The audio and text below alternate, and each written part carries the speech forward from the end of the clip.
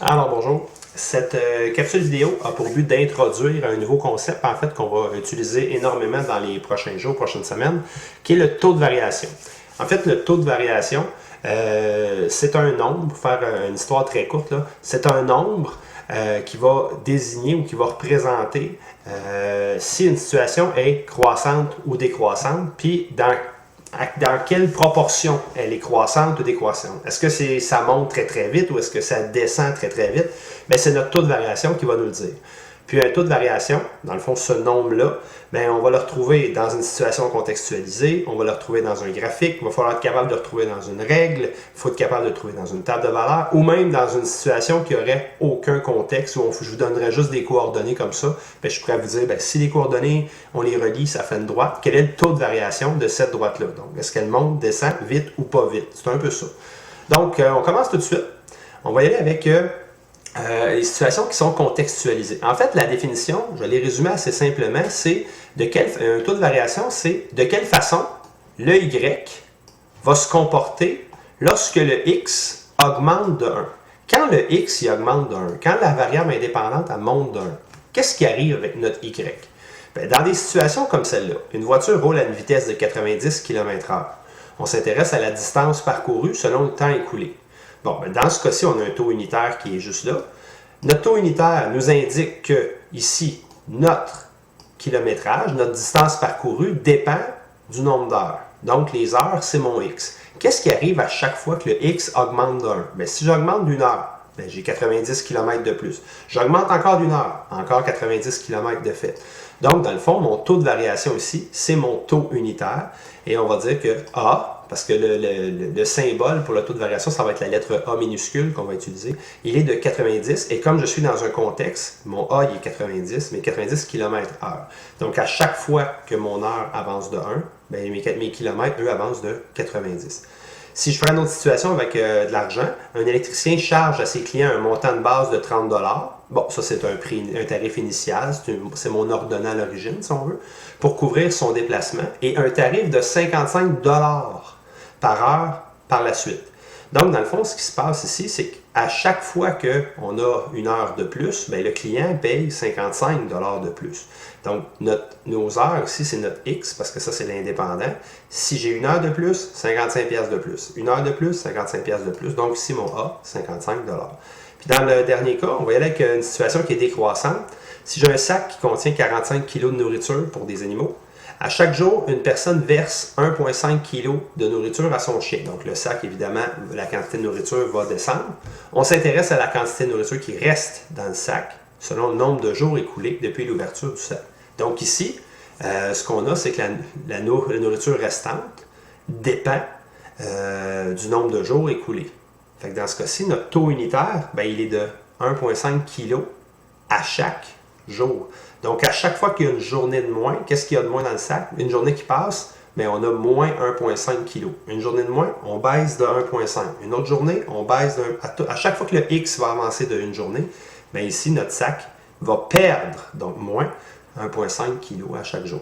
Donc, on a un taux de variation qui est négatif parce qu'on a une situation qui est décroissante. Ça, c'est des situations contextualisées. On retient que taux unitaire, c'est notre taux de variation.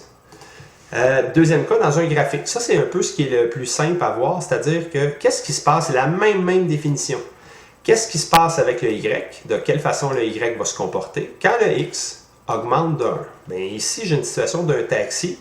J'ai mes kilomètres qui sont en X et j'ai le prix que je paierai. Ce qu'on remarque, c'est qu'au départ, ça coûte 3 $ pour prendre un taxi en partant comme montant initial. Et j'avance de 1 km, ça monte de 2 $. Je m'en vais à 5, donc ça a monté de 2 $. Si j'avance de 1 km, ça monte encore de 2 $. On va remarquer que dans une droite, c'est toujours le même taux de variation, peu importe les deux points consécutifs qu'on choisirait.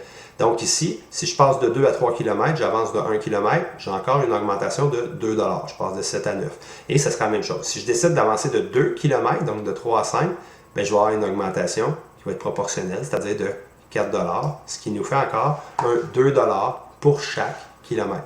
Donc, dans un graphique, on fait juste regarder quand on avance de 1 au niveau des X, qu'est-ce qui se passe avec les Y. Si c'est décroissant, ça va être la même situation. Là, j'avais une piscine, il restait 60 000 litres dedans. Si j'avance de 1 heure, hop, elle en a perdu. Donc, son taux de variation, il est moins. Il va être de moins 15 000 parce que je suis rendu à 45 000. J'avance encore d'1 heure, baisse de 15 000. Et encore une fois, j'ai toujours le même taux de variation quand je suis dans une droite. Donc, ici, si j'avançais de 2 heures d'un coup, bien évidemment, je perds 30 000, ce qui est encore mon moins 15 000 à chacune, moins 15 000 litres à chacune des heures. Dans le fond, à chaque fois que les heures avancent de 1, il y en a une perte de 15 000. C'est notre A. Encore une fois, il y a 2 unités parce qu'on est dans un contexte, il y a une situation réelle. En passant dans un graphique, je reviens ici, je m'excuse, dans un graphique, le taux de variation, on va l'appeler aussi la pente, parce que là, on voit vraiment un graphique, donc on voit soit une montée, soit une descente, on voit une pente à pic, on voit une pente qui est moins à pic.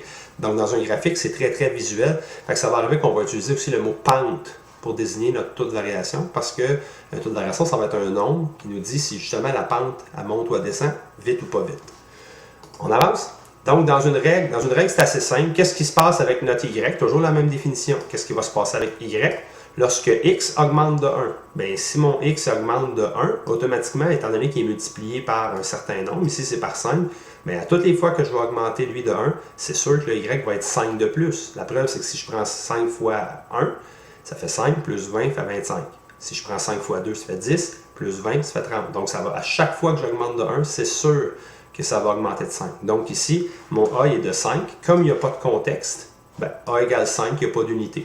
Dans l'autre coup d'après, oh, ça serait une décroissante. Notre départ serait à 200 et on baisse de 8 multiplié par le x qu'on va prendre.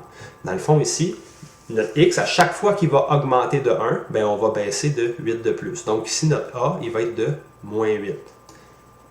Parce qu'à chaque fois que le x va augmenter de 1, on va baisser de 8 de plus, donc moins 8. Ici, il n'y a pas de point de départ, ben, pas qu'il n'y en a pas, c'est que ça partirait de 0, 0. Et à chaque fois que le x augmente de 1, ben, notre y, lui, augmente de 40.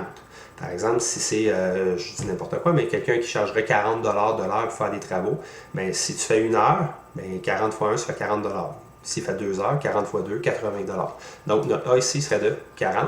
Puis dans l'autre cas, c'est un peu particulier. Vous remarquez qu'il n'y a pas de x. Fait que dans le fond, quand le x il avance de 1, ben, dans cette fonction-là, dans cette règle-là, ça veut dire que le 12, il ne change rien, ça va rester 12.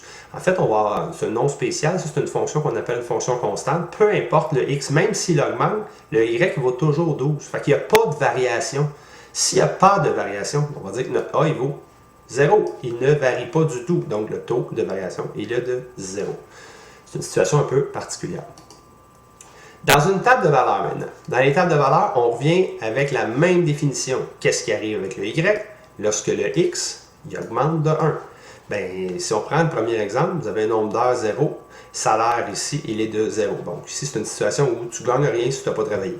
Si j'augmente de 2 heures, oh, ça augmente de 32. Fait que là, on se doute un petit peu qu'on pourrait faire, bien, j'ai fait 32$ pendant 2 heures, on pourrait probablement faire 32 divisé en 2. OK, peut-être. Mais ce qui est encore plus visuel, c'est quand je monte de 1.